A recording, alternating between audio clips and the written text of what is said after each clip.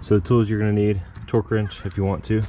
You need some extensions, ratchet or a drill, and then a 16mm. You're also going to need an 18mm. First thing you got to do if you're doing it on the ground is to get the wheel off the ground by jacking it up. You want to lift it by the frame.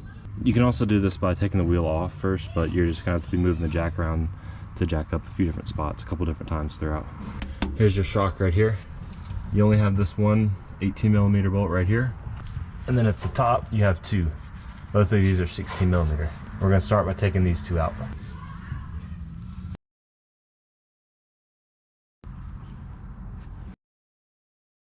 You can see this one's loose enough that it actually slid out of place. I was going to leave this one a little bit screwed in anyways, so now we'll move on to the next step.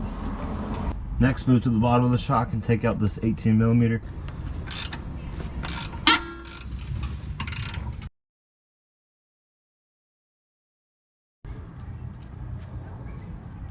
Now just reach in there, wiggle it free from the bottom, and pull it out.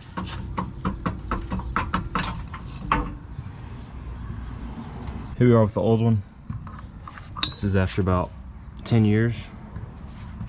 And then the new one that's going to be going in using the XLG KYB. It's just a stock replacement. Next thing you want to do with your new shock is to compress it fully and then let it expand. Do that a few times just to exercise it.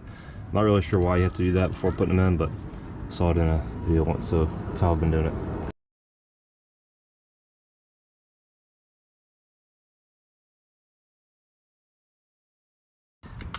And then to compare the new one versus the old one.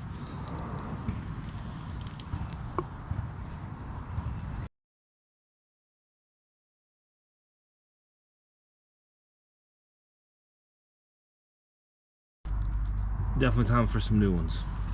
For install, we're pretty much doing the opposite as when we took it out. So the first thing, take your first hook with your bolt that's already up in there, and you just hook it into place. And now it can kind of hang there. Just get your other 16mm bolt and kind of screw that into place a little bit. So just knock them back and forth, adjust it, start tightening them down. And if you're going to torque it, it's 37 foot-pounds.